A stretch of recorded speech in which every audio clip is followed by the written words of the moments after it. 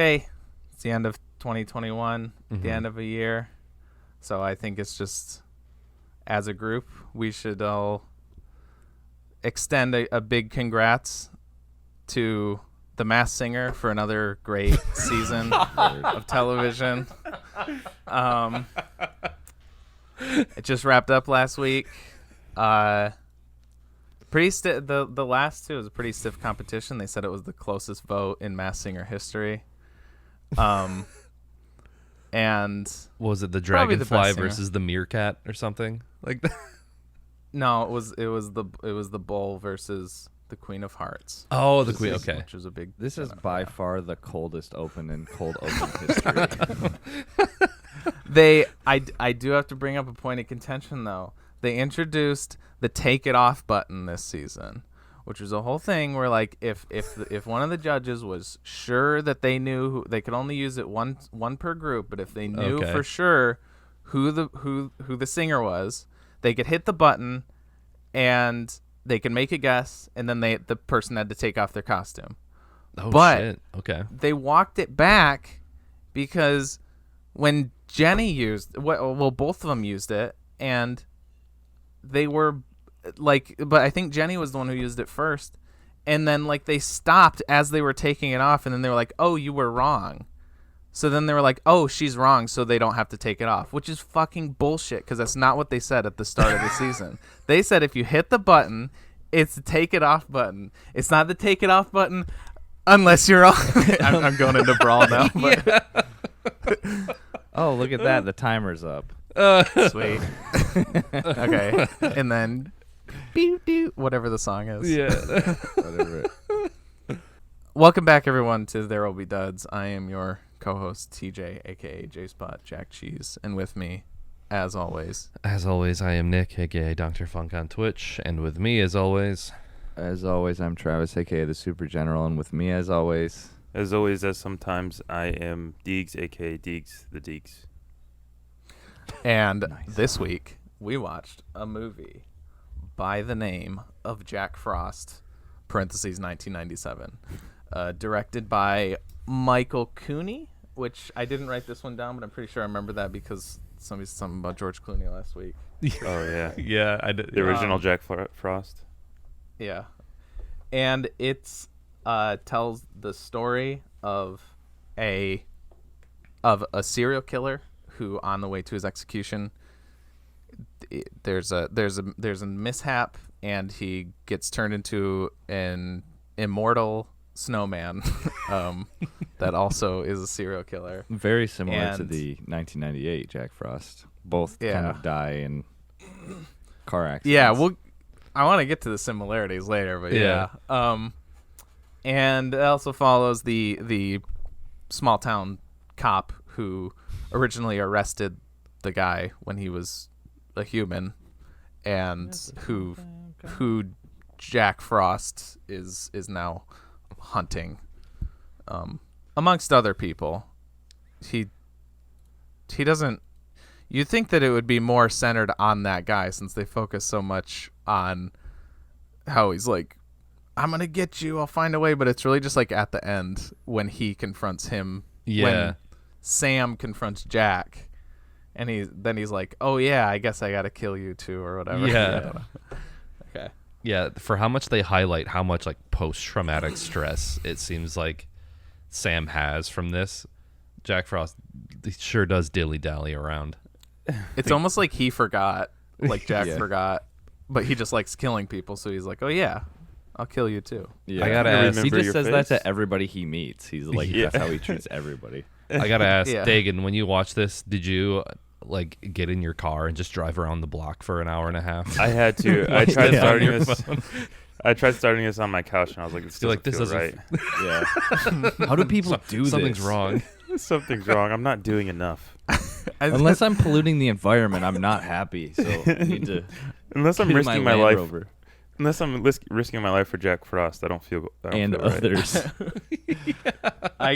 I kept obviously I kept comparing it to the other one because like right off the bat it's like, I mean, there's other ways for people to die than like how they do, but it's a very similar, like the windshield wipers, the snow covering the thing. Yeah. And then, but then it's not like a fatal accident even. It's, so I guess there is a little bit of a difference. He gets like hit with that like chemical, that experimental chemical thing, and then he like dissolves away. And I was thinking, like, imagine if this was how they depicted Michael Keaton coming back to life when his son plays the magic harmonica and he's just out in the front yard like yeah, like we were talking. It's like yeah, the toxic Avenger. Solving and Yeah, because we were talking about that. If he was just like the bones okay. or corpse inside of the snowman in the Michael Keaton one. Or it's just like Dr. Manhattan style, where it's just like a floating spinal column. Like, yeah. It was, the crash kind of happened in the same way. I know, like the first thing I noticed was the truck cab, like how they shot it. It looked like they just had a window of a house and they had a loose steering wheel, and they just had to get super close because they couldn't show like that it wasn't a truck. Because those dudes, if you look at them, like they are sitting on top of each other. Like the guy who's driving, his shoulder is behind the passenger's shoulder by like it goes like behind his neck almost, and it's just like a single wiper blade. And when they turn to like talking to each other, they're like if my micro, I mean, it's like they have to like lean their heads back when they turn. That's what I was like. They're so close. I was like, are they in the same seat? I think they only have, that's just like a single seat, single window, like cockpit. It's like in the middle instead of on one side. Yeah. They were in a golf like cart. pulls out and it pulls out and it's like a single seat, like it's a skinny truck. Yeah. Like out of Willy Wonka where everything's like cut in half. Yeah. It's that. Yeah. So to go like further back a little bit, I guess. Before the opening scene. Well, I guess there actually is something to talk about. It's not before. great. The fucking, I mean, the opening credits when that dude was talking and like giving the backstory of Jack Frost, I was like, oh, this guy's voice, he's gonna be a character because he knows so much about Jack Frost and he sounds like a big fucking fan of him. And I was like, oh, this is definitely gonna be an important character. And then they just never fucking it doesn't matter at all. It's just it was just an exposition dump. Yeah. Like, the dude was just there's one of many in this movie. I feel like there are like several just like, oh yeah, well, this is then story. Yeah. Just well, they were trying to to set up a trilogy, obviously, with like how it ended. They were like, "This is gonna get a sequel, probably." So it did get a sequel. It did. It did. Yeah. It's free on YouTube. I started it last night. Nice. Does he come back as fucking Jack Antifreeze?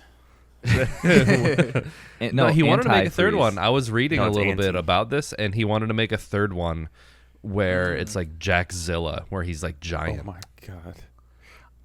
That would be. He already was kind of giant, but like, that would be awesome. Maybe Honey, I blew up the Jack Frost. Maybe because it was like, I get that it was low budget, obviously. I was a little disappointed that like I was expecting that to happen in this episode in this this movie. I thought they were like at the end, like I thought it was gonna be like he could start to like. It really seemed like he just sort of controlled or whatever, had agency over the snow that comprised his body, I guess. Yeah. Like there was never any like, I thought what was gonna happen is like he was gonna like schlorp up like all the snow in town and he was gonna be like a Jackzilla like that. But I bet that's probably what was gonna happen in the third one. But yeah, you were talking about the budget of this from the Wikipedia article that I read. He said that like I think it was partially based on the Campbell's soup commercial, or like he references that. It totally made me think of that. And he said that like that commercial had a higher budget than this movie. Holy shit. It would be funny if that's like how he turned into Jack Frost. It wasn't an experimental like chemical. It was just a semi truck full of Campbell's soup, and it just like melted him into snow. I'm just gonna come out and say it right off the bat. I enjoyed this way more than I thought I was going to. Oh yeah. This was a fun movie for sure. It reminded me almost of like The Blob meets like Freddy Krueger. There was totally Yes. like a lot of the blob elements. Yes, for me. exactly. Yep. And then I like the thought way that the yeah. snowman would like have these like corny jokes before he. So much. I was just Dude. like, it's very like Freddy Krueger, like I well, thought he that ain't even the Frosty, kills- bitch, or whatever. You Yeah, know? it ain't Yeah. fucking Frosty. yeah. Yeah. Even his his first few lines, like when he's still Jack Frost and not a snowman yet, there's straight one-liners. Like when he's like, "How about a smoke?" And then Yeah. Yeah. and then when he like sniffs the guy's like exhaled smoke, and he's like, Yeah. "Filtered." Like, what the fuck? Yeah. Yeah. Yeah. I, was like- I gotta. That was in the Oh, go first ahead. few minutes, and I was like, "Oh, this movie's gonna fuck for sure." Yeah. I enjoyed it. I think it definitely it started hot for me, and then it got colder as it went Yeah. along. Nice. Nice. Sure and- did get colder. Nice. Yeah. The first scene was like I was so in. I thought the first scene was like great. Yeah. I get that the whole gimmick is that he's like a killer snowman, but what little you got of human Jack Frost was by far my favorite. I loved how expressive that dude was. He like was- the whole like the pan up to his face, and like Dagan was saying like, how about a smoke? Like, Yeah. everything Yeah, he's yeah. got like He wide was eyes. He reminded me of Jake Busey from The Frighteners. Like Yeah, really okay. like It's kind of like a Busey.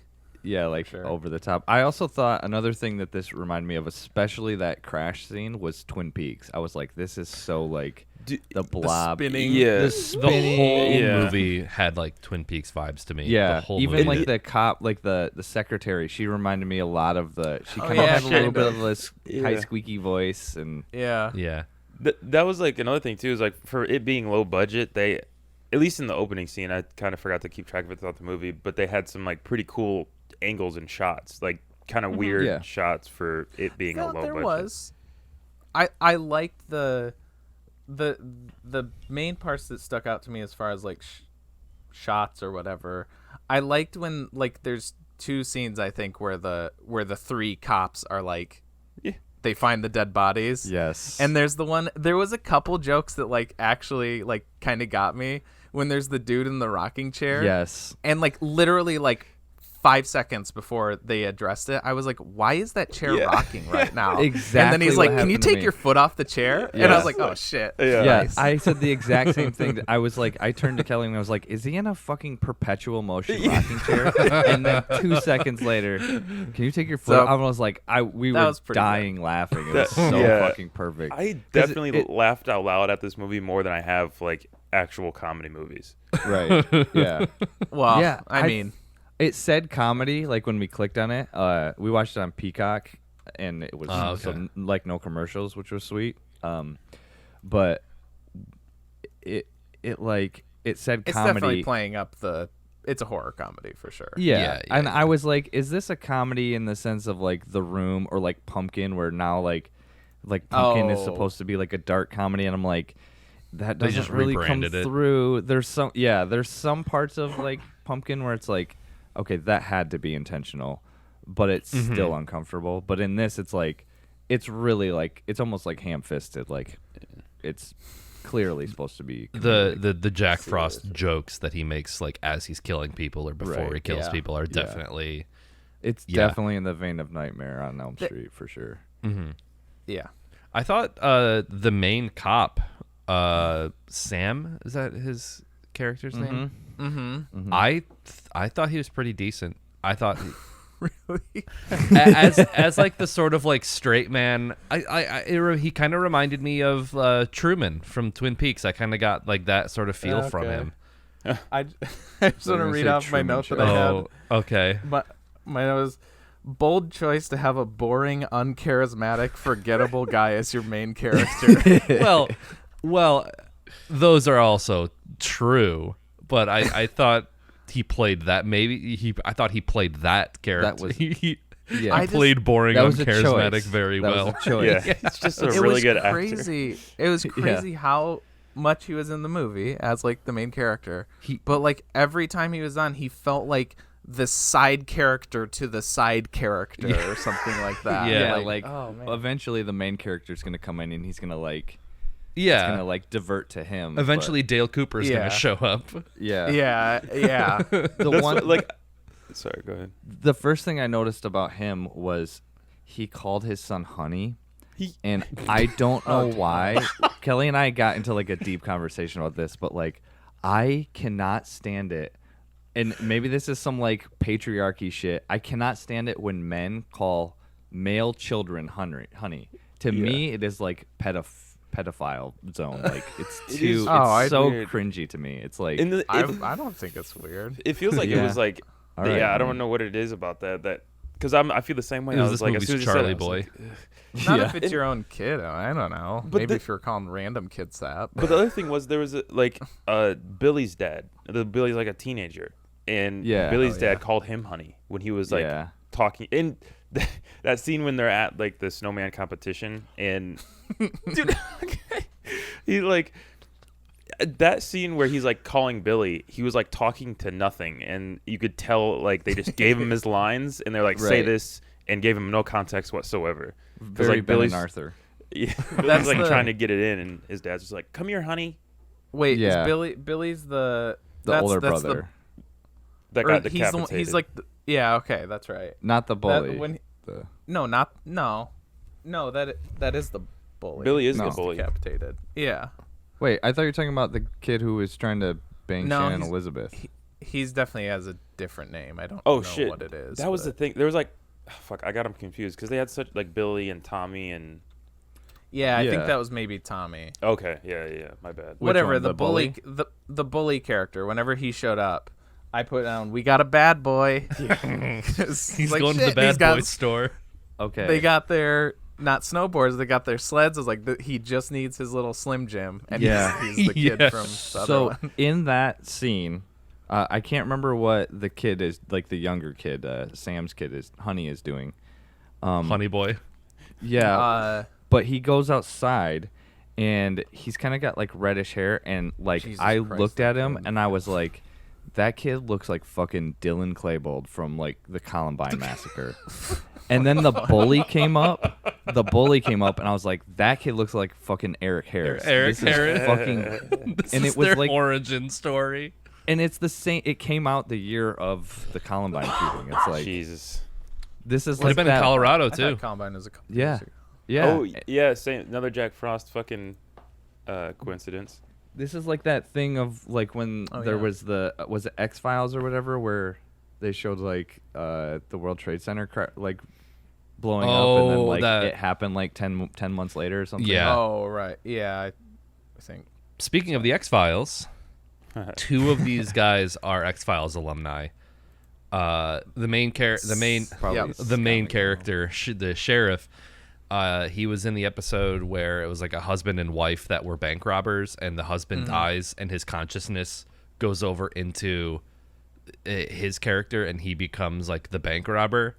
And then Stone, the curly-haired guy, that's kind of like the genetic scientist guy. Yeah. That's like, we need to save him to study him. He was in another like random X-Files episode, but yeah, two X-Files alumni in this. As soon as the main guy showed up, Cleo was like, he looks familiar, and like right away I was like, it's probably X-Files. Yep. I don't know for sure. It's probably X-Files. Is the kid is Honey Boy?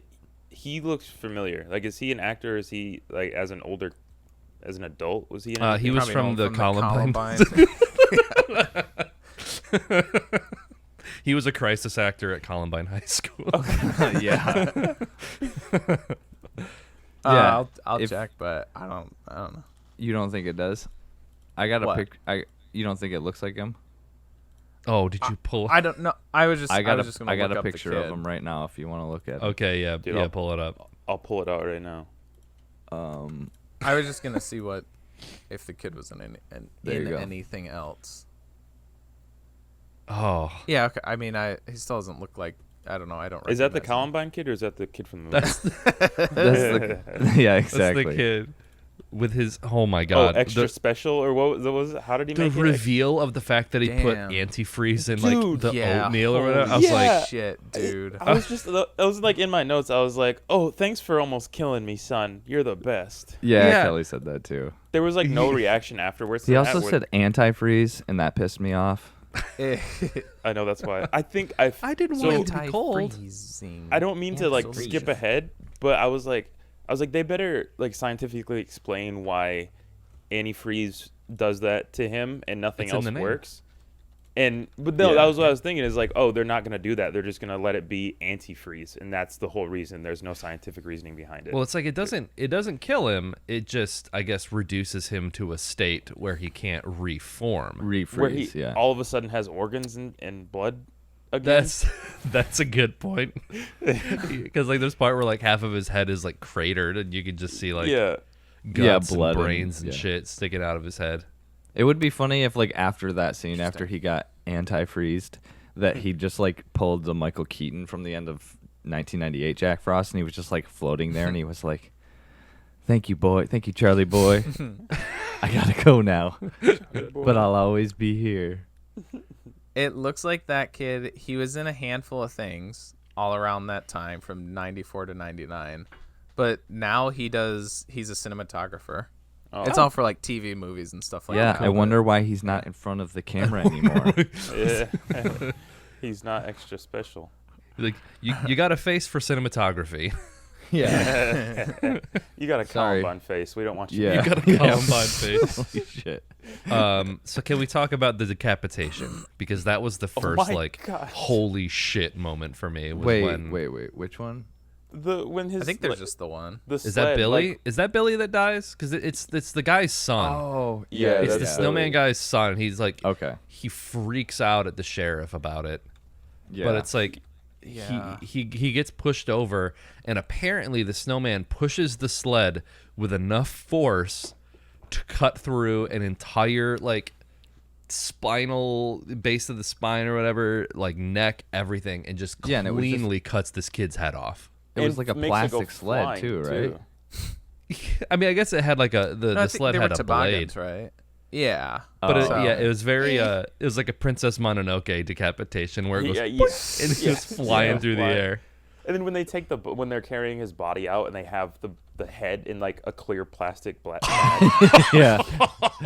Wait, there was I didn't catch that. I guess there was a couple of things with like moving bodies. There was one where they were carrying somebody in one of those big black bags, but they had it like it was like V-shaped. They had the body. Was it that one? Yeah, it was that one. And like behind them in the background, you can see somebody walking with the head in a bag. Oh shit, you're right. Yeah. Oh man. I was like, man, these people like that's not how you do that. It's not a fucking like. Well, this isn't D-Day. You don't have to get them off the beach like super quick. Like, show some respect. Just like when they carried out what's her name, the old lady. I think it was the second kill when she was tied to the Christmas tree, and they're literally carrying her. It's still tied to the Christmas tree, like just carrying her away, and they're like stumbling around with it. This is a good visual gag. There's some pretty good visual gags. There's definitely some good kills. There's definitely some like Freddy Krueger kills. That's like a head in the TV type one where there were some good setups too. Really shitty. She's like, I always wanted to be like an angel at the top of the tree, and her husband was like,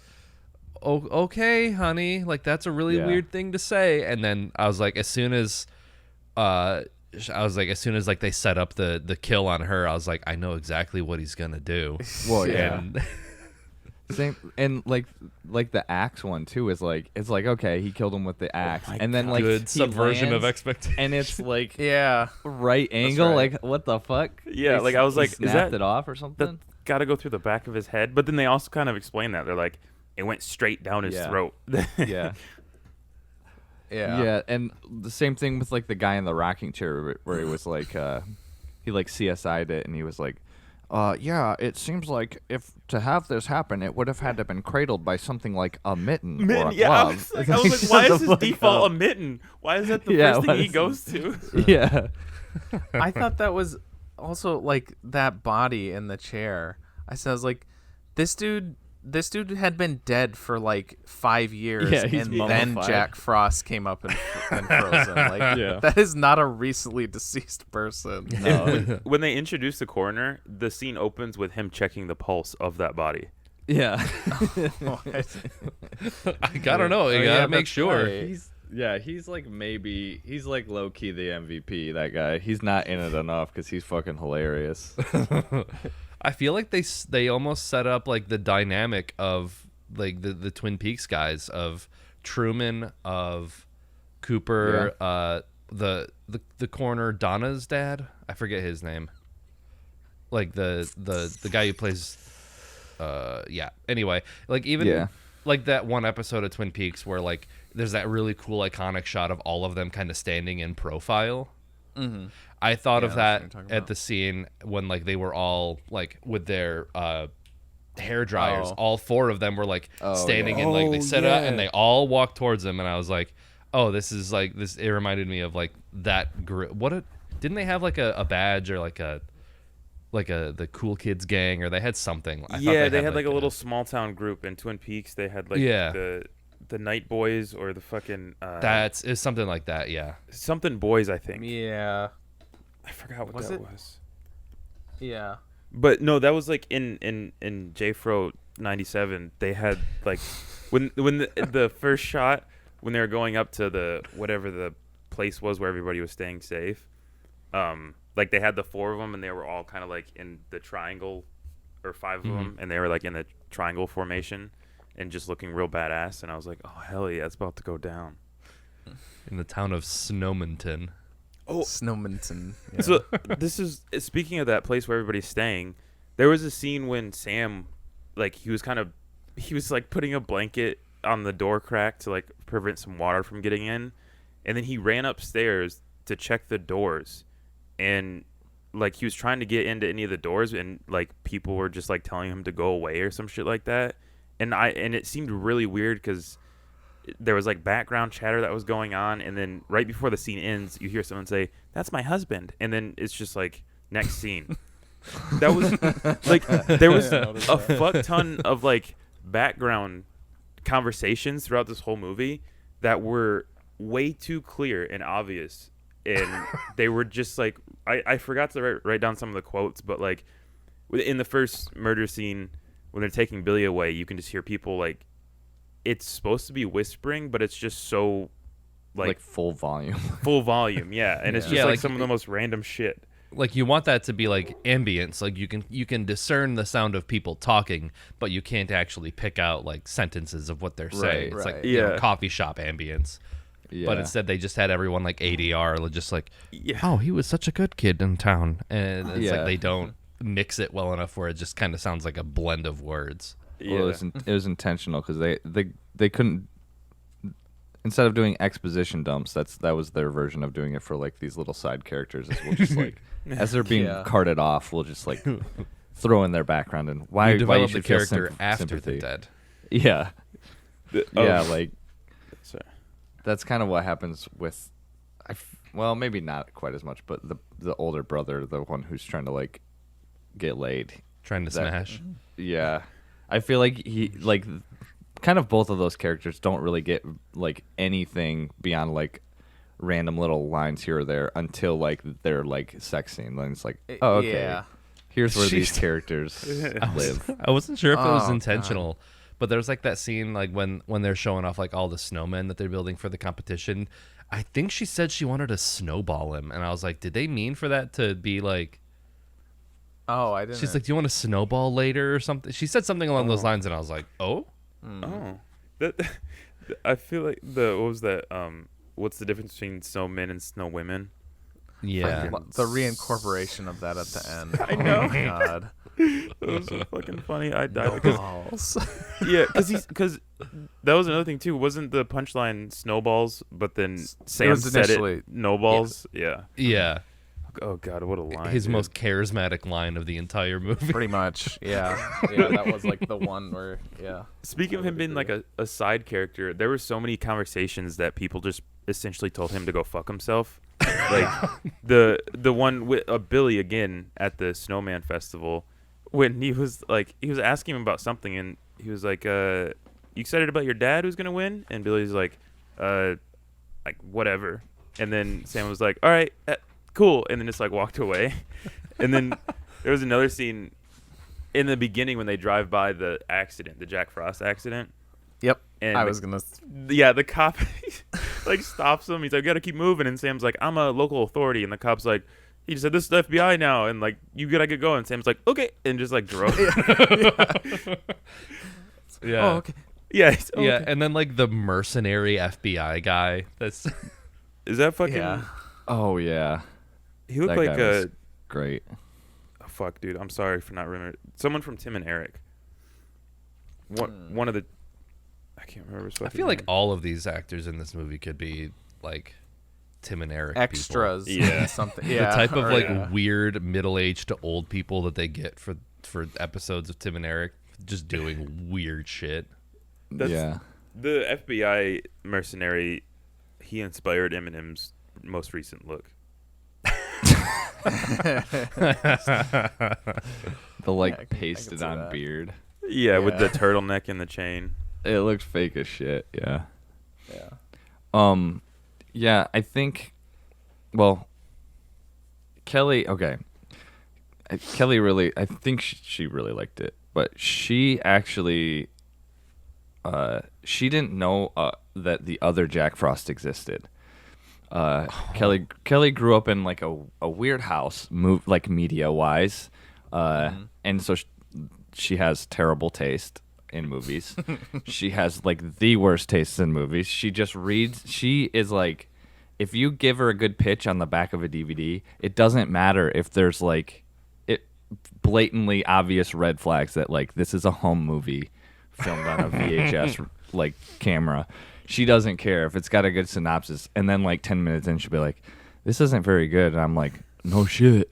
But in saying all that, she didn't know the other Jack Frost existed. So her childhood, if you reference Jack Frost, she thought it was this. So she was like, "Oh yeah, I remember this part." And I always really liked the music. And I was like, "Yeah, I mean, the music's really good." And I mean, it's pretty good. It's just like Christmas songs, but it's like Trans-Siberian Orchestra type stuff. But Yeah.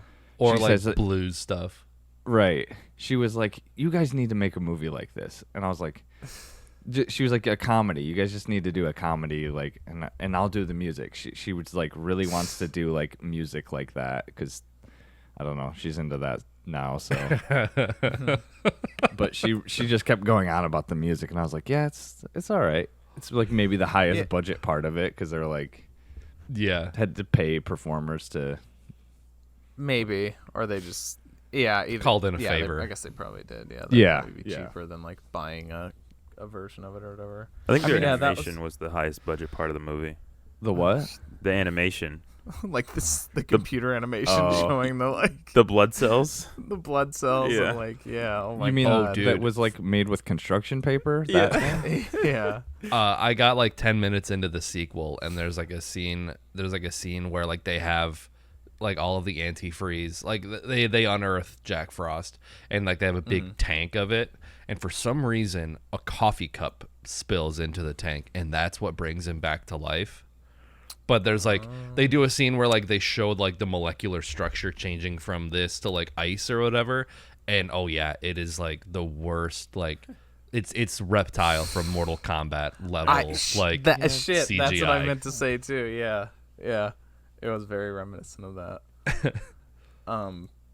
Yeah, but going on the music, that's funny that you brought that up because that was like the next thing I was gonna bring up on my end was I kept noticing like not only like the little like story similarities to the other one, but I kept comparing it like technically to the other one, and it was like a give and take because I said the like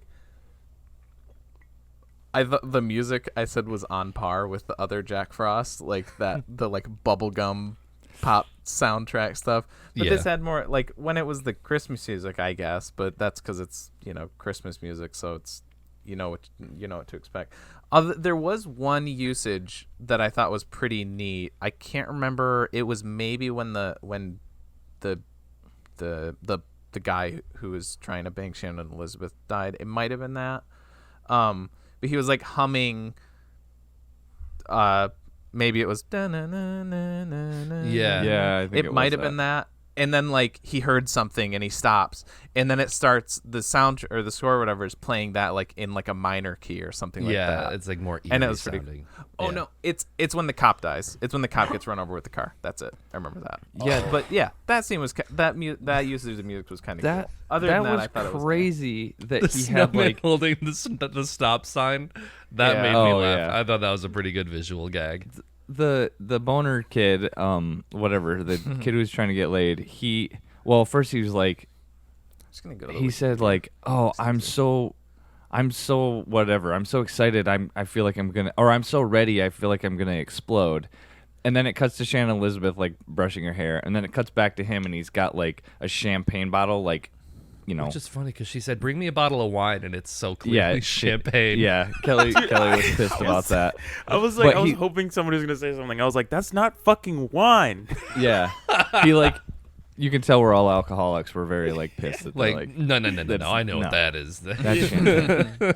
But he's like clearly holding it like in a reference to his penis. Like it's right. He's like holding it. Like nobody opens a champagne bottle with it. Like the base of it didn't up notice against their balls, and then he like pops it and it like pours out and shit. Yeah. And then that kill was just so confusing because like all of a sudden Jack Frost has projectiles that he can just shoot out of his hand. Yeah, you're gonna Like introduce fucking that Iron like Man. 45 minutes into the movie. Just like, oh fucking- wait, just do that. Just like go around town, just blasting these fucking spikes at people like you're Spider-Man or some shit. I thought that Like, was so dope. I was like, oh, it's like fuck, Polka he Dot can Man. Shoot now. It's a finite supply of icicles. Yeah, Yeah. yeah. and then like that part also has another funny gag where like I think that's where there's a bath drawn for Shannon Elizabeth, and then she's like, "Oh, you're so sweet," and then like he's already dead, and it cuts back to him, and she like asks him a question or something, and his head's like going like nodding up and down from Yeah. like the Yeah. recoil, Yeah. but it's like him responding. That scene, Yeah. Also, ahead. when the icicle like goes through his head, His- and then it like shows It's from the other pulsing. like the door.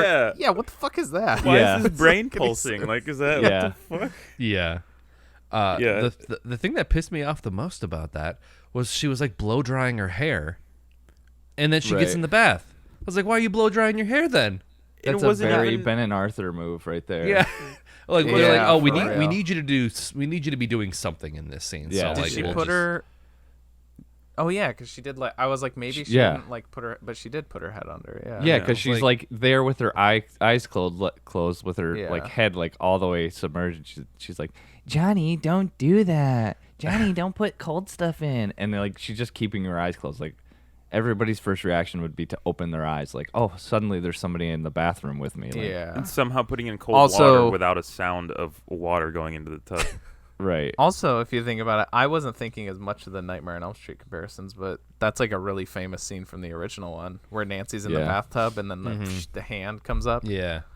Yeah. I So feel- that's did he rape her in that scene? Yeah. Okay. Yeah. Yeah. All right. That's the idea. Okay. Yeah. Because he didn't have, if you didn't notice, he didn't have his.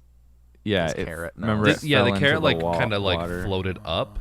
That And then it makes- wasn't on his face when he formed there. So Okay, that makes sense. Yeah. Damn, Kelly so- was like, she did not like that. She was like, she was very uncomfortable, and I was like, I don't think he's like doing anything. This isn't how he's gonna kill her, right? Just by like slamming it her into the kind of wall really was. poorly. Yeah, it Yeah. was. He slammed her into the wall a bunch. I I- guess. honestly, I thought the creepier part was the camera on her, like before when it was just showing her like bathing, and it was like way too many close-ups of her like rubbing her arms and her legs and stuff. It went on a little too long for me. I mean, was like, okay, no, I know, I know, but it went on a really long time, and it started to weird me out. That's very like horror movie, I would say. Like Yeah. Yeah, the horny Yeah. teenagers. Well, I was gonna say, from what I've read, this is supposed to. It made a special note of this on either the IMDb or the Wikipedia.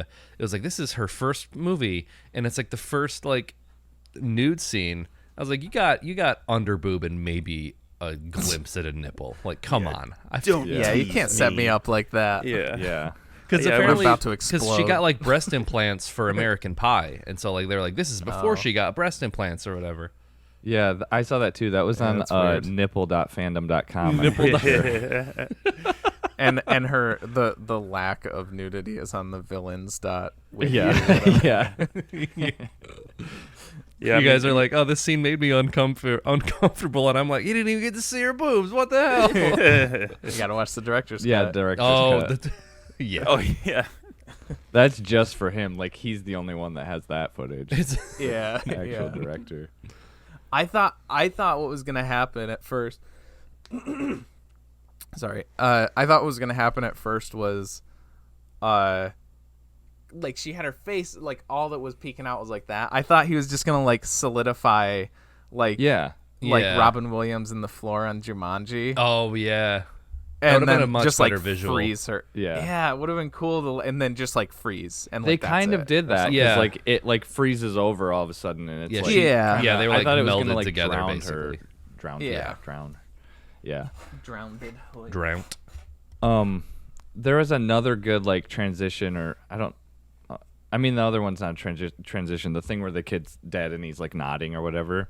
There's a transition kind of like that I really liked where I think it was Sam. He was like, oh, this is finally over. And then it cuts to like the mercenary FBI guy and he's like, this is just beginning. And it was like, oh, that's so good. It was even more abrupt than that because I wrote that down. It was literally just like Sam was like, it's over. And then hung up and immediately FBI guy, it started. It just like, that's it. It's over. It started. I was it's like, oh really my good.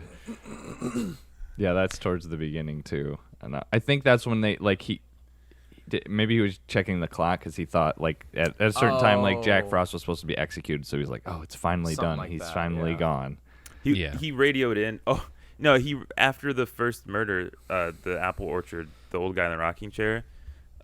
Sam radioed to like his dispatch, which is the one secretary, and he was just like, patch me through to the FBI, and like a minute later, immediately had an FBI mercenary on the line. I was like, oh, it's that easy. But that's when he was asking if Jack Frost was dead.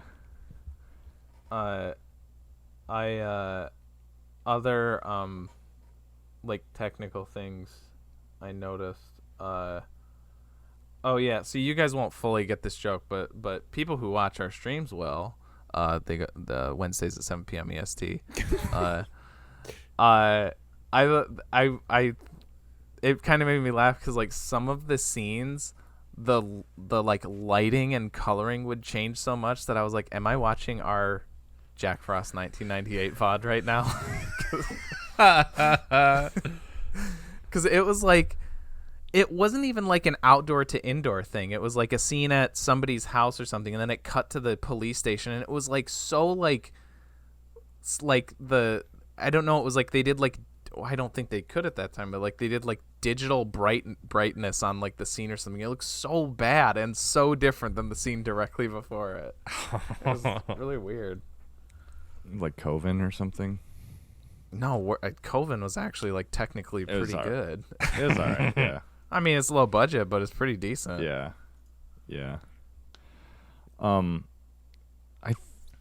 I think it was Nick who just said the thing that pissed him off the most about this movie. So that I'm going to go into the thing that pissed me off the most in this movie, which it's kind of a frequent thing, but anytime there's any inaccuracies with like construction stuff, I get so mad. It's so infuriating because it's like, just do like a modicum of like research, like just a tiny bit. A lot of times in movies, yeah. Yeah, like it's so the thing that I'm referencing is when her pipe burst, and like she's like crawling, like she can't touch the water to like open the thing, and then like she opens the thing and water is just bursting out. And then, like, the cop guy comes in, and then he, like, fixes it, and he's like, oh, it's a freeze burst or something like that. And I'm like, is it 32 degrees in the house? Why the fuck is her pipes? Why are they freezing? It wouldn't happen, okay? Also, where the water was coming out of, it was the P-trap. There's no pressurized water in that part of your plumbing. If any water is going to come out, it's going to come out of your like sink drain. It's going to like backflow up. It's not going to just come out of your pipes. There's no pressure there. You fucking It's not going to idiots. happen. Do some Fucking research. idiots. You're fucking nerds. You don't even fucking do construction, do you? No, it's like just do one. It's just like, oh, I've heard of like pipes bursting when they freeze. So like, I'm just gonna say it's a freeze burst, and we'll just pipes is pipe, baby. Dude, yeah, pipes. They all do that. There's another fucking Twin Peaks. That the cop that was fixing the pipes is like the cop in Twin Peaks who's kind of Oh yeah, dumb. like dopey. Yeah. Oh, Andy. Andy. Yeah. That's what the fuck was he doing when he was fixing those pipes? Like when he got there and he was literally just like pretty much slapping Yeah. the water. Like I was like, Put his what is hat he on it or trying to something? do? Yeah. And then he put his hat back on before it was even fixed. Yeah. And it's like the That's very solution is Andy, always yeah. take a wrench and go like squeak, and then it's Yeah. like, Yeah. oh Yeah. wow, you fixed it. Holy shit. You fixed it. Yeah. There's a That's the lot other of thing. artificial. Oh, Go ahead.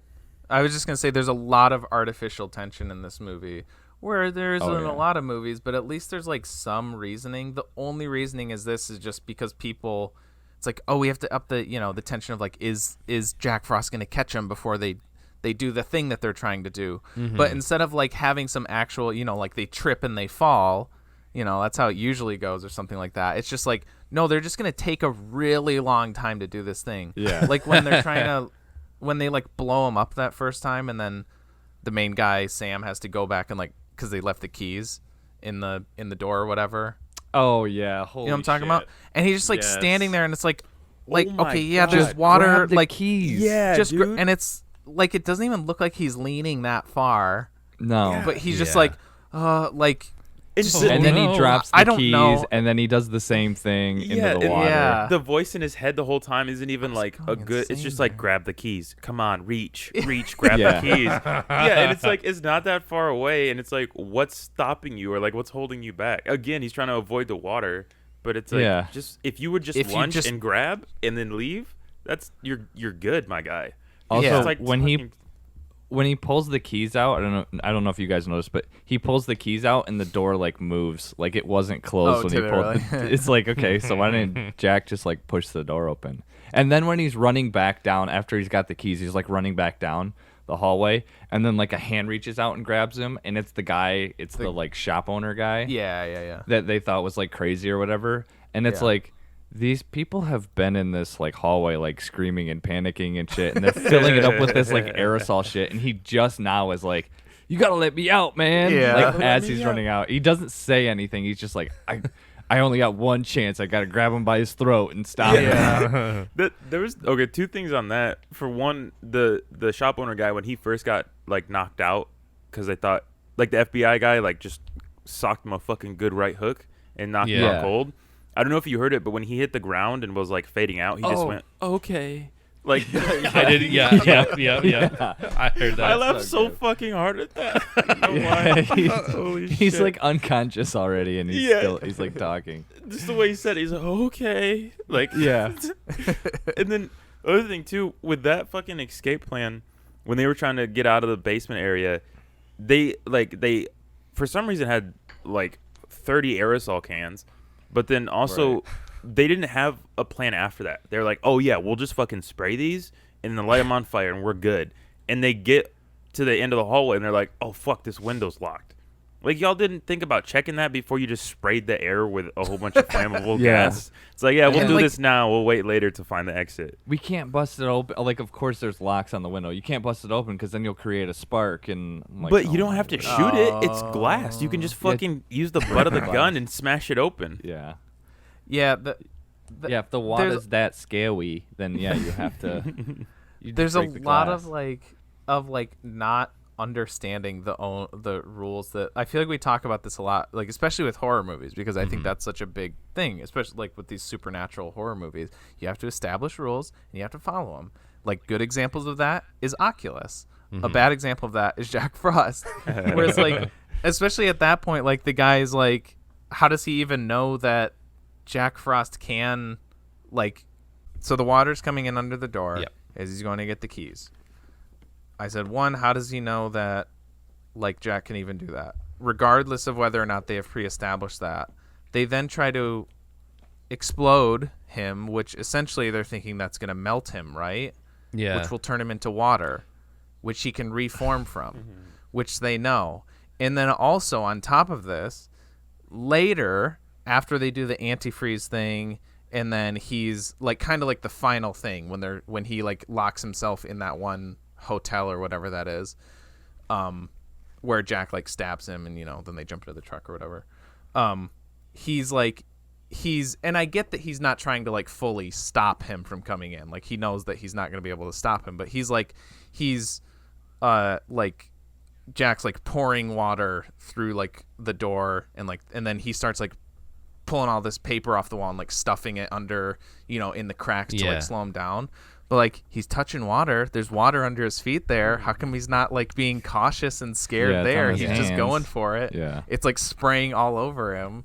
And that's what I mean with like there's no real consistency with like how Jack can use his powers and how the other people like treat that or like react to that or whatever. And it's almost like it's kind of like in Michael Keaton Jack Frost, where it's like he like when he comes back as the snowman, he almost just has like a I'm back, like just like a very normal reaction. It seems like when Jack gets turned into the snowman, he's just immediately like knows how everything works. Like there's no discovering. He just knows all of his powers innately. Just like, oh yeah, I can shoot. Check it out. I'm gonna shoot icicles at you. Yeah. Yeah.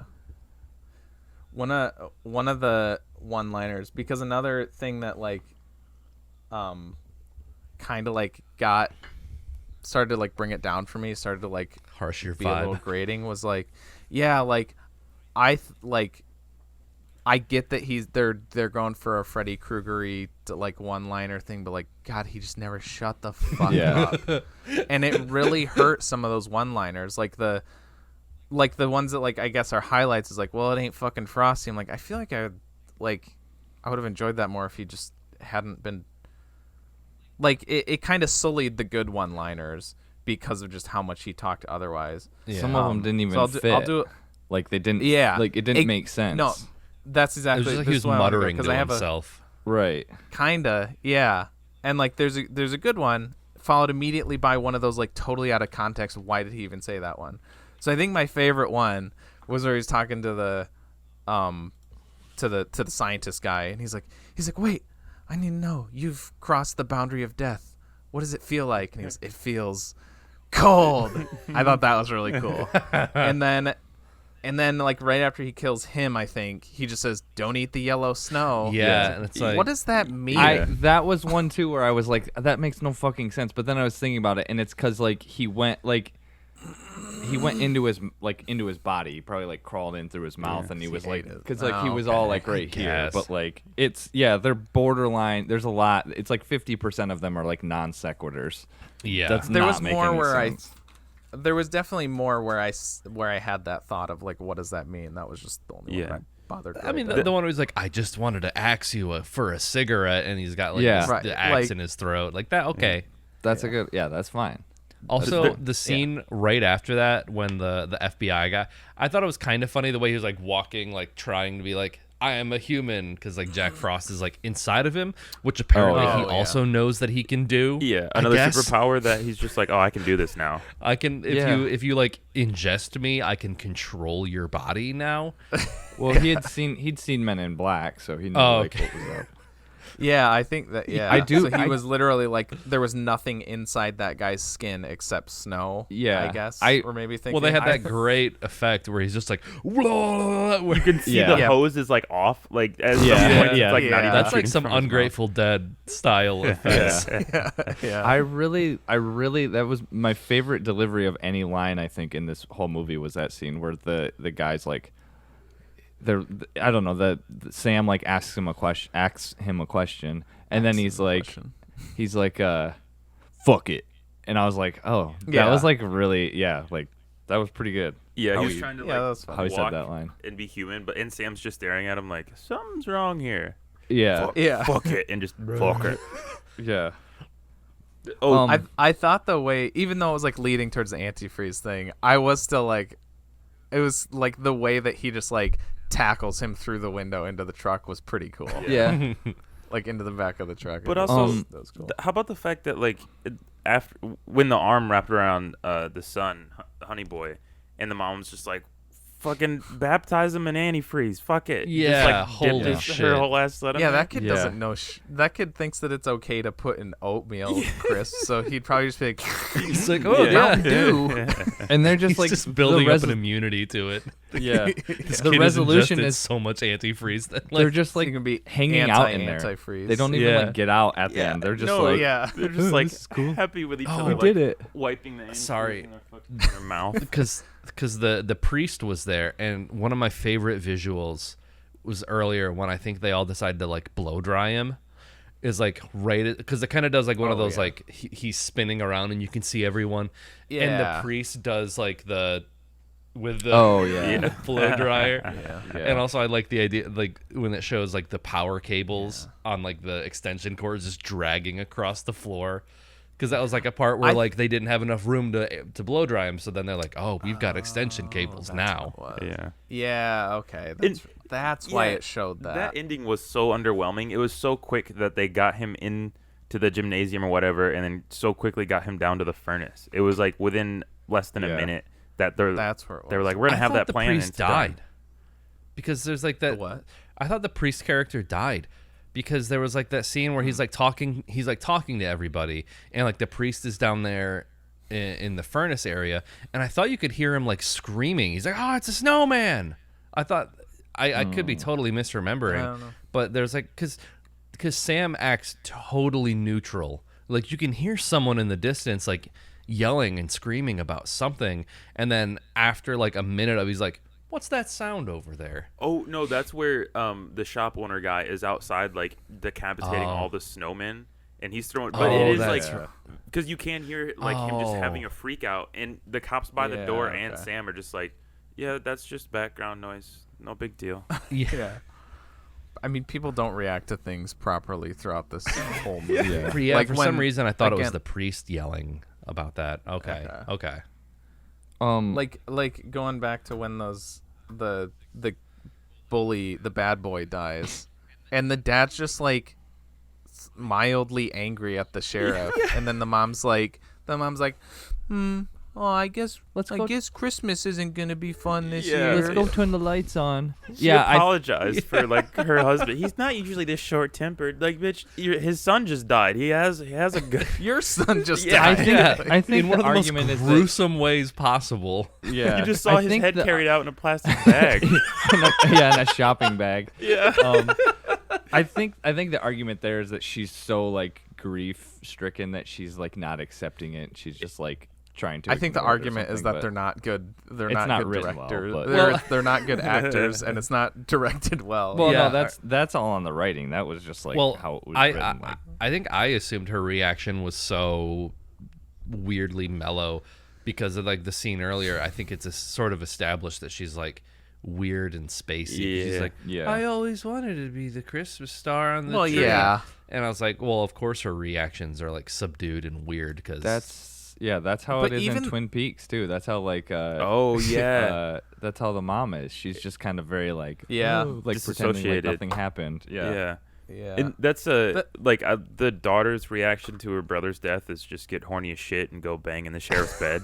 Oh yeah, what about her obsession why are they with doing this it in his sheriff? house? Like that scene at the very beginning Yeah. with the snowman scene, and you can tell she has like a weird thing for him. But then it gets even creepier when they go to his house to fuck. Yeah. Well, because apparently, like, I feel like they wrote this for a completely different actor, not a 40 or 55-year-old like extra from Seinfeld or something, which is what they got. Yeah, a one-off my God. episode where he was like the soup Nazi basically. The Yeah. soup Nazi Yeah. with less charisma. So this might be in somewhat bad taste, but the actor who plays Sam, he died. Oh no. Did you see how he died? Oh no. He got raped by a snowman. It was an avalanche. Oh my No god. fucking way. Oh man. He was like skiing, him and like two other people. Like that's how that actor died. Was, like, Dude, It was an it avalanche. it was Jackzilla. imagine his fucking Maybe that's final why they thoughts. canceled the third one because they're like, Imagine what was going through his head when Yikes. that happened. He was just like, I knew he'd find a way. if what happened, if what went through his mind when he died was Jack Frost from 1997. That's what I'm saying. What a fucking terrible life that guy That's led. because he was supposed to play a that's character's gotta dad be. in Mad Men, and like they killed off the character because like he was in one episode and then died in an avalanche. Oh fuck, dude. And like Shit. Actually, it so was 3 avalanches. It says. There was a scene with the first decapitation when there was blood splattered on the snow, and when they're carrying out the body, like one of the cops just tries to cover up the blood by kicking snow over it, but he only covers like the middle part, and even when he stomps it down, it like shows more blood anyways, and like for no reason. It's like, oh, that's how you get rid of a crime scene, is just cover it with snow really shittily. yeah. Does anyone have any, before we move into scores, any other like major? I did, but I'll points just you wanna throw it bring in up? with my wrap up. I think. I enjoyed the Pez dispenser punchline. I thought that was. Oh yeah. Oh that's pretty yeah, I good. forgot that was good. Yeah. That was another good joke. Oh yeah, Good. or when he was like, "So we aren't gonna leave it up here for the 12 days of Christmas?" Yeah. Yeah, those guys Okay. made the movie. Yeah. I like that. Okay, you want to start then, Travis? Sure. Scores? Wait. Oh yeah. How are we? Are we doing dud scale or is this? I think so. Yeah. It's So Spud or Dud. right. So my thing with this movie is like it's pretty entertaining, at least at the beginning. It's fun. I think it loses steam towards the end, and I think it's just structured poorly because it's like kill scene, and then it's just let's try to kill him. This didn't work until they finally get him. And I feel like if it would have been more like kill scene. Oh, we figured out who it is, and let's try to melt him. Oh, that didn't work. Then he gets a couple extra kills, and then let's try to kill him this way. Oh, that didn't work. And then they finally get the ultimate. Like if they had mixed those in as opposed to just the first hour being him killing, and then the last half hour, like how are we gonna kill him? Like it feels like it needed to be reordered how they did some of that for it to like, I don't know, flow better.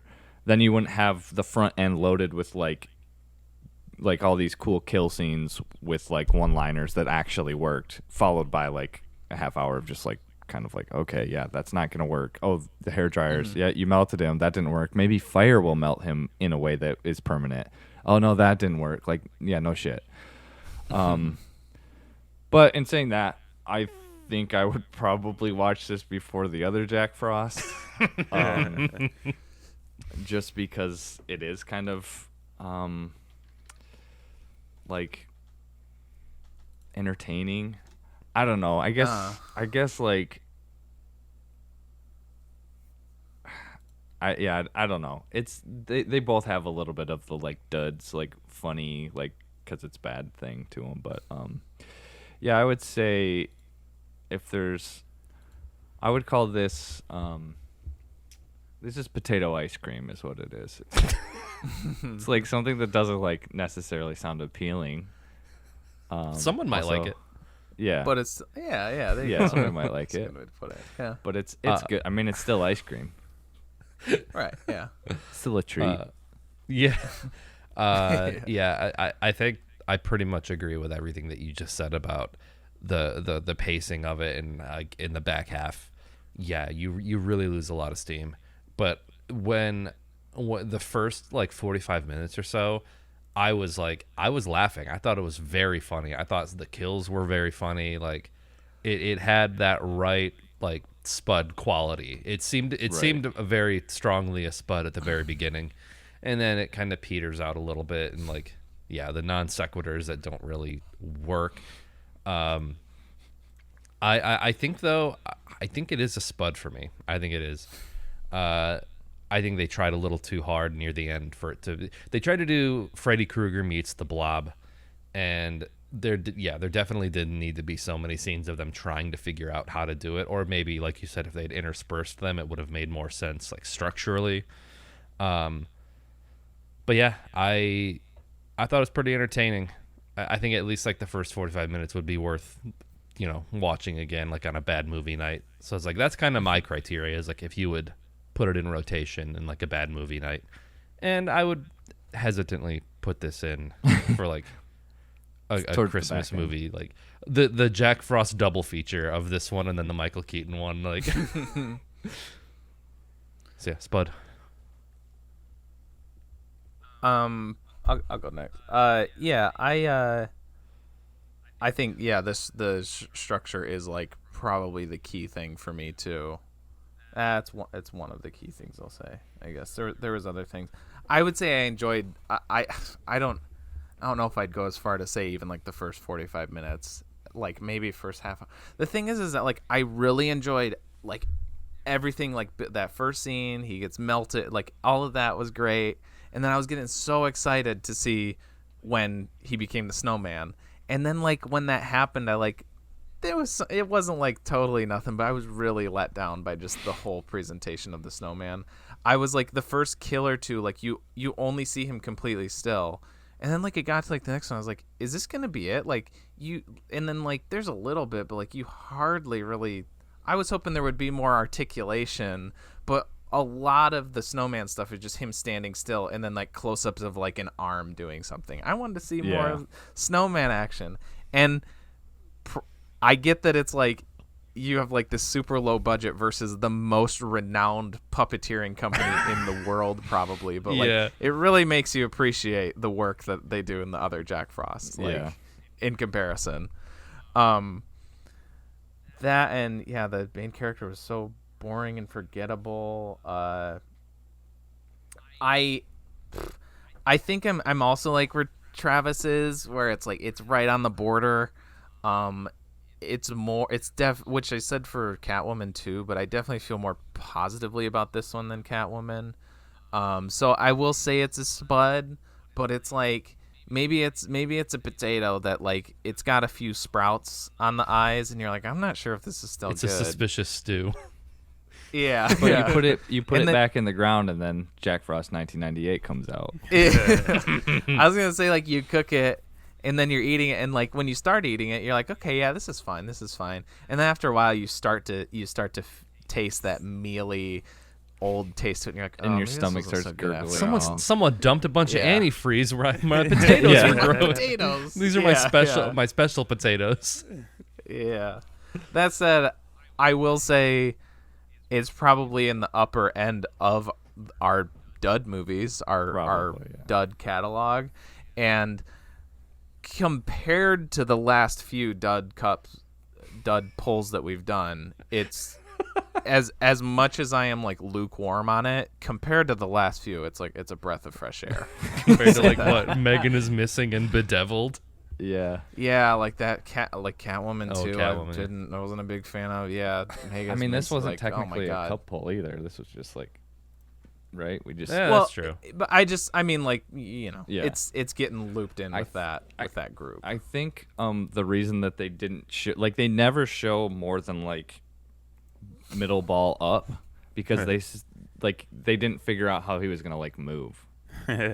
That's kind of why like a lot of it's close-ups, I think. Well, yeah, because I'm pretty sure they probably just had people on the ground, like moving him or something. It was like probably that. just a guy that had the two balls, and they just drop it on top of him, and then he just had regular legs, just walking it's also around. Like super false advertising, because I remember seeing this movie on the shelf at Movie Outpost, and you look at the cover even on the stream right now, and it's like this green-eyed, demonic-looking snowman with like teeth and like a skull nose hole, and then you watch the movie, and it's just like a regular looking yeah. Which to be honest, I liked more than like if he was the scary faced thing. I like the like innocent, I mean mostly innocent looking like snowman face. He's got the furrowed eyebrows though. Just like I just wish that they like could have emoted with it a bit more. And like oh fuck, okay, just one more thing. I actually thought it was funny that like the kid the kid Ryan was the one who put the face on it, and he gave him the angry looking eyebrows. He's partially responsible for all the deaths. That kid is fucked up, dude. The antifreeze making that snowman face. He's for sure on villains.wiki. The fact that he had to like pull out a snowman mitten and be like, so a piece of charcoal goes here and then here, like, and they're all pre-divoted too. Did you notice that? Yeah. Oh yeah. Okay. Yeah, go ahead, Dagan. Yeah, go. Yeah, Take this was. I definitely like was caught off guard by how funny this was. I don't usually laugh out loud at like the low budget bad movies. Like, they're funny, but I don't ever get caught off guard and make that noise. But I did that a few times with this. It's just the random shit that I don't even know if it was scripted or not, and the parts that I don't know if they were trying to be funny or if they were trying to go for Nightmare on Elm Street. Just the stuff that made me laugh was very enjoyable. But I do agree the structure. Not saying it would have made it any better if they would have restructured it, but that was definitely weird how they were just like, yeah, kill scene, and then all the catch 'em. And like terrible props and terrible acting, but it was still like just fucking hilarious to me to watch. I would definitely give this a spud. I would call this I would call this a deep fried Jack Spud served at midnight. Nice. Speaking of, well, no, because now we go. Or are we gonna do the break? And after the Yeah. break, we watch some other We'll stuff. be I don't know. speaking of others. I don't know. We're going on a break now. I'm now by myself. This is now the There Will Be Deegs podcast. Welcome. It is approximately 12:10 on Saturday afternoon. We're looking at a nice overcast day with a lot of depression in the forecast. I may watch Jack Frost on a 24-hour loop until I die, just for funsies. And that's it for this segment of There Will Be Deegs. I hope you have a bad day. Go fuck yourself. I'm thinking we're back. Wait. Okay. So we're back. Okay. Yeah. Yeah, I'm thinking we're back. I'm thinking we're back. So my thing was, I can't remember where I saw it, but there is a It's kind of been the past couple of years where they're turning like movie and TV IPs into board games. And they're really hit or miss. There's a couple that are good. Like there's a Jaws like hidden movement board game that's pretty good. Mm-hmm. Yeah, I like that. The newest one that I saw though is Queen's Gambit, which is a show saw about chess. that. So it's like, is it just fucking chess? Is Yeah. it chess with I like don't know. Queen's Gambit characters? Right. It's a game about I thinking saw that about at playing Walmart, chess. and I meant to look into that. Oh, was it Walmart? Yeah, that might be. Or Walmart or Target. I or feel like something I saw that. people on Twitter talking about that, and then they're Yeah. like, "Well, it's about chess. What else could it be?" It's literally like, yeah, it says Netflix right across the top, and then it says it's just her. And I mean, the show's good, but like, am I gonna play the game and then it's gonna ruin the show for me? I don't know. Yeah, how If does you the look game at the even back work? of the box? The It's back of the box, the board is a chessboard. Yep, Uh-huh. it is a chessboard, and there's like queens Queen. pieces. It's but then chess, there's, but all the like- pieces are queens. Yeah, it looks very much like chess. It looks Yeah, like this chess. is weird. It almost looks like code names mixed with like. Yeah, maybe. Like chess Maybe is such an something like that. old game. That like what They're what trying are to you gonna modernize it. how are you going to improve upon like one of the most timeless games of all time? Like what Yeah, else can really. you possibly add to it that's gonna be like it's chess plus? Yeah, I'm reading the description and it's different. You lay down cards from your hand to program 3 moves at a time, and you're trying to get your queen piece across the board, I guess. So it's like you're playing, because a lot of people, like, you're supposed to play like 3 or 4 turns in advance when you play chess. So it's like you're Yeah. playing all of those, like in your mind, you're like, okay, so if I move the knight here, then they're gonna move here, and then I can move here, I think and then they'll do this, blah blah blah. yeah, it kind of looks like maybe like Planka. Dragon Delta, I think is what it's the that's what actual my name. say. Dragon Delta's actual name. Yeah. That's what it kind of looks like. Like you have to like play them out and yeah. And I want to play that game again. That one's fun. Yeah, it is pretty good. Yeah. What was I gonna say? Oh no, I just The thing you were gonna bring up. Yeah. No. Nick was next. Oh, well, well, that's right. we don't have to talk about it too much, but in a very strange form of cosmic comeuppance for me not knowing that Wes Craven was in fact dead, there's a Scream crossover with Sneaky Vampire Syndicate, which is an NFT.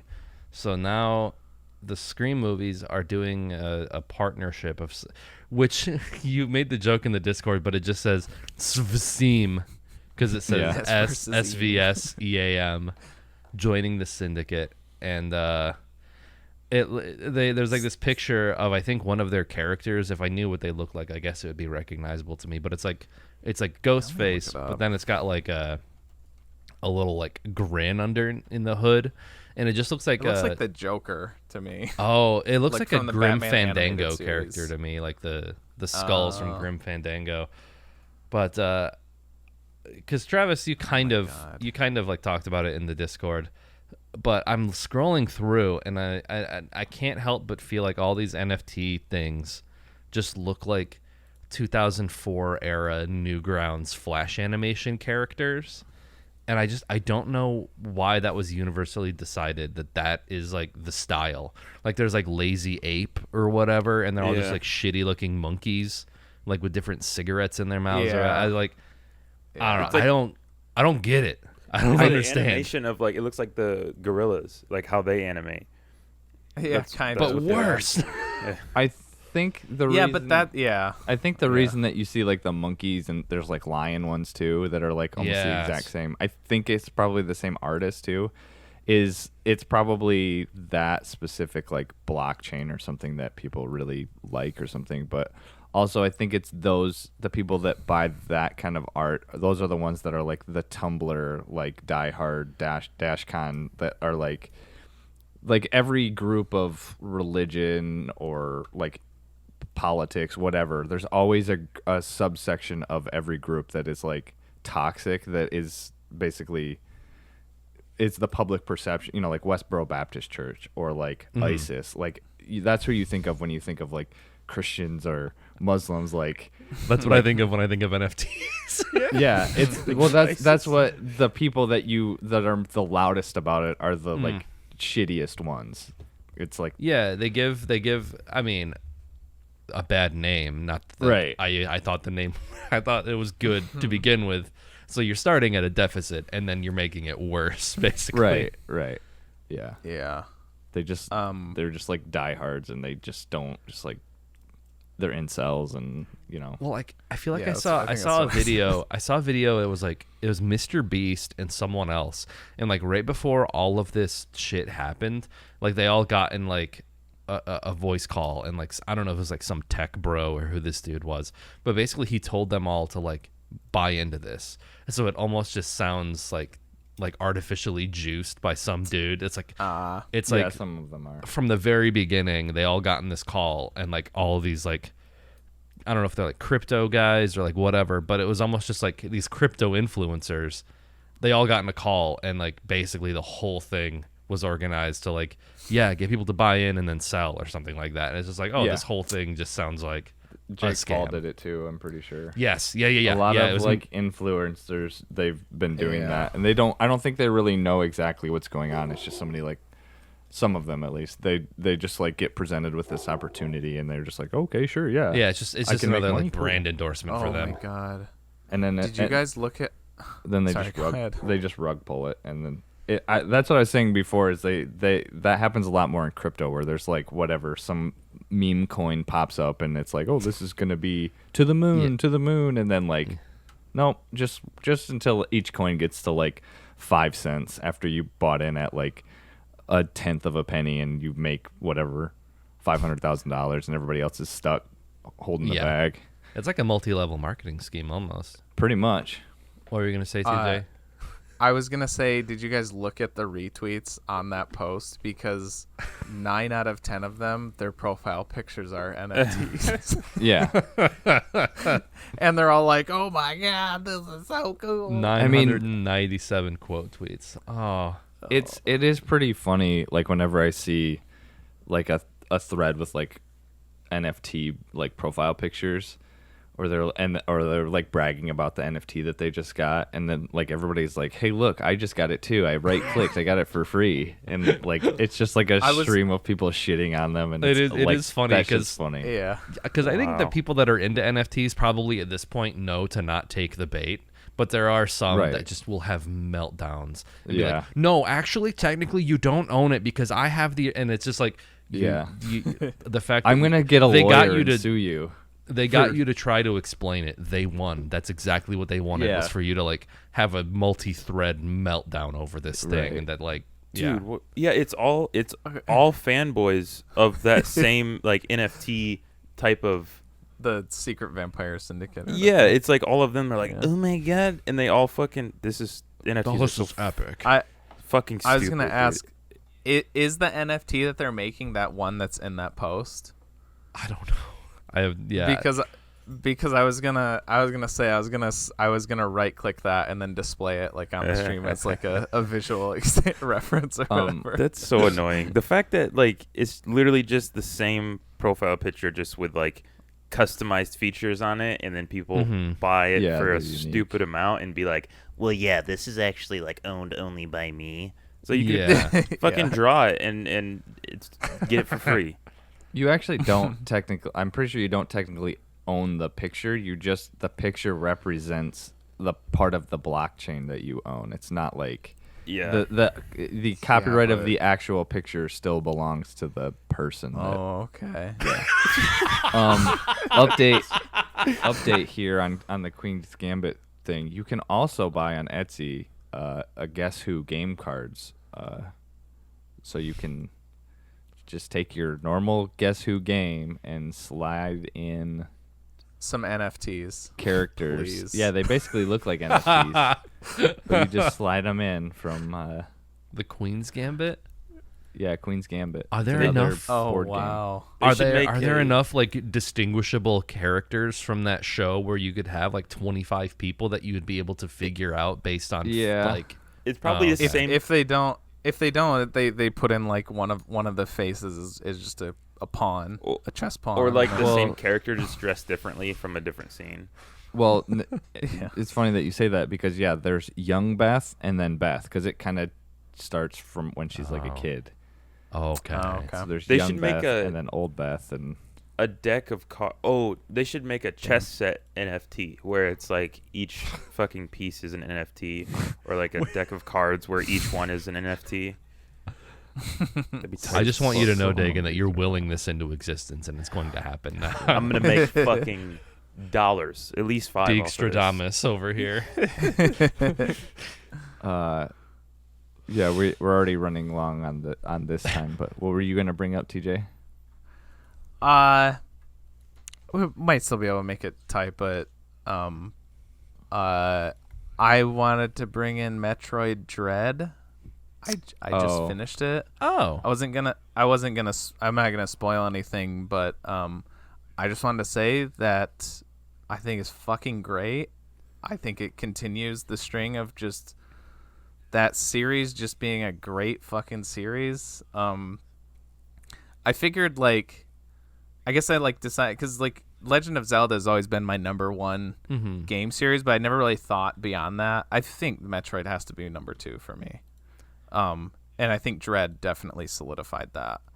I think barring the original one, because it's just, I've played through the original Metroid on the NES, and it's it's fucking rough, but a lot of that's just because it's on the NES. Yeah. Zero Mission, the remake of it, if you take that as the game, I think it's pretty great. I don't know. I just can't get enough of that style, the Metroidvania style. I mean, it invented what is one of my favorite video game genres, that and Castlevania, Yeah. And it's pretty much with that series, it's as long as you don't fuck anything up too majorly, which at least of like the main, the side-scrolling ones. I'm not counting the spin-offs like Federation Force and Other M. As long as you like don't do anything majorly bad, I think for me it's just I'm gonna like it a lot. And I think it's great. And like also like this is, I mean, you guys know this, but this is the first sequel to Metroid Fusion. Like, is it a sequel? Yeah. Oh, okay. That's why it's like such a big thing for me. Like that's like Metroid Fusion is the game that got me into the series in the first place. And it's like the first game I had on my Game Boy Advance. It came out 20 fucking years ago, and this is the first sequel to it. This series has been around like twice as long as the Halo franchise, and Halo has more games than Metroid. Does Halo have more games?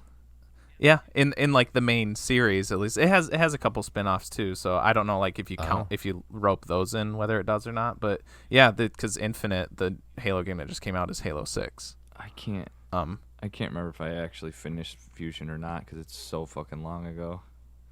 Well, no, because there's Metroid. I've played Fusion quite a few. There's Metroid 2: Return of Samus. Mm-hmm. There's Super Metroid. There's Metroid Prime Fusion Trilogy. Right, but this is what I'm saying. You're thinking gameplay.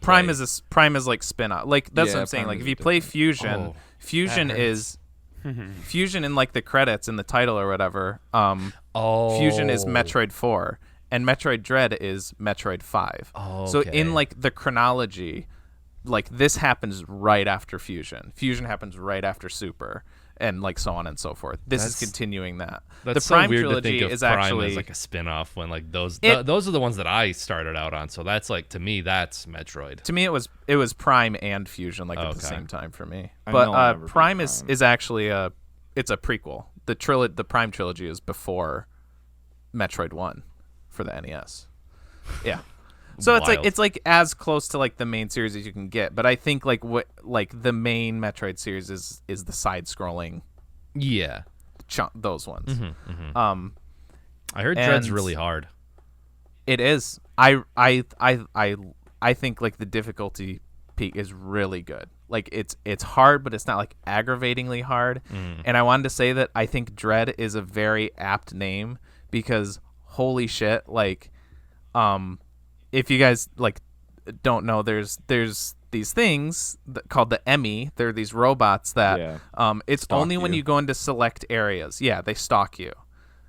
So when you go into their zones, which like you're like going in and out of their zones as you go to the different areas on the planet ZDR. Don't let me in my zone. Nuts. Nice. You always know when you're in it because you have to enter a specific looking door, so you know you're going into it, and it has a specific soundtrack and has a specific like it looks all monochrome and like robotic and stuff. I'm already in my zone. Okay, I'm sorry.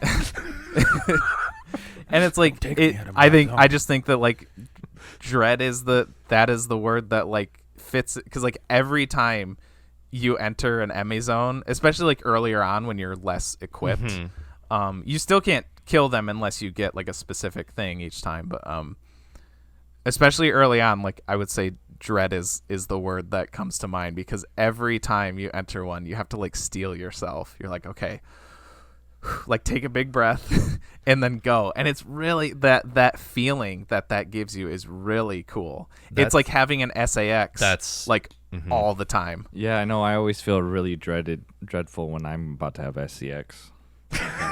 Nice. Standing by the doors like, this is the SEX zone. Yeah, it's all monochrome and robotic. That's because I just have a Sibian. Okay. I know a lot of people. Metroid Fusion is a very contentious game because it is on rails, which kind of is counterintuitive to like the Metroid brand, or that's like that style of exploration.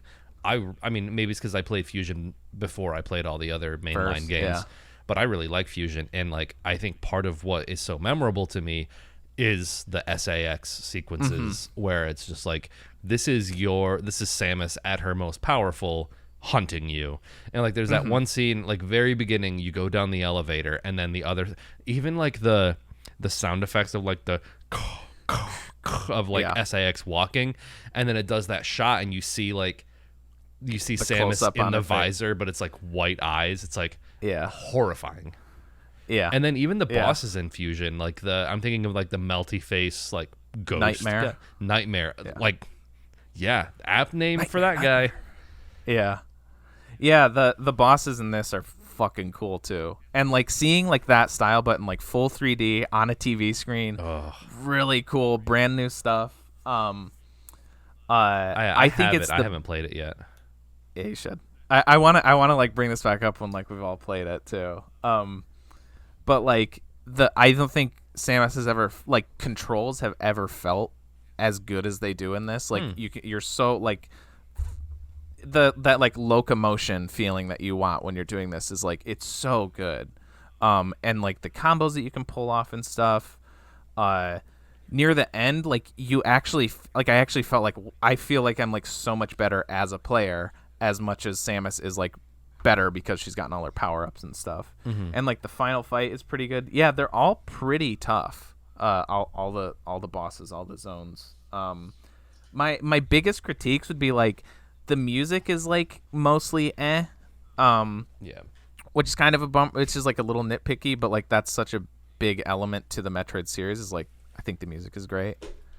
Yeah. And then the first few areas are all pretty interchangeable. They all look the same. But overall, like I think it's amazing. Like I'm not really like a video game reviewer, and like I said, it's as long as it's a series that I like, I'm gonna like it. But like if I was giving it a score, like I feel like it's like at least a 9. Like it's really, really cool. And just it's a really special game. Like I said, I've been waiting like literally like 20 years for this game. And I think it nailed it. It is what they are considering to be the end of the series too. Like there might be more spin-offs. Prime 4 is still coming out. Yeah, I've been waiting like 4 years for that. They did a little teaser for that, and it's like I want a Prime trilogy remastered for Switch plus Prime 4. Yes. That would be hell yeah, sick. Yeah, that would. But yeah, as far as like the main series, again, this is technically what they're considering to be the end, and that's where it gets a little rocky. I think like there are a lot of like moments where it's like, okay, this does feel like the story is coming full circle. I won't give anything away, but it adds a new resonance to the title of Metroid. I'll say that, which is really cool. But also like how it ends, you're like, well, this kind of feels like they could just keep it going like they did on any of the other ones. So it's a little and maybe they did that on purpose, unless they were like, aha, actually it's not the last game because that one sold really well and we want to do another one. Yeah. But yeah, you guys should both play it. I'll lend you my copy, Travis, if you want, because I want to talk about it when you guys have played it. See what you guys think. Samus is also fucking badass in this. I'll say that. They give her more personality and like swag in this game than any of the other ones. She's really cool in it. I'll just say that. All right, that's it. I did go a little long, but I really wanted to talk about that because love that series. But yeah. With all that said, we are on socials, Instagram, Facebook, Twitter, all that shit, and we stream our podcasts on YouTube and Twitch, and release the podcasts in audio form on Spotify, Apple Podcasts, and others every week, 7 p.m. Wednesdays, 7 p.m. EST on Wednesdays. And all that said, our next episode, or the episode after it, you'll find out one way or another, is going to be, we're going to revisit the Matrix world, and we're back. And we're going to be covering the Animatrix, but more importantly, or more substantially, I'll say that, the Matrix Resurrections, the return of the series, which isn't even out yet at the point that we're recording this, so it'll be fresh off the shelves when we watch it. So I'm excited for that. I'm very I'm cautiously optimistic. exactly what I was gonna say. Yeah. But excited for the episode either way. I'm sure it'll be interesting, whether it's a Matrix 1 or a Matrix Revolutions deal. But yeah, with all that said, I think I already said that, but I am your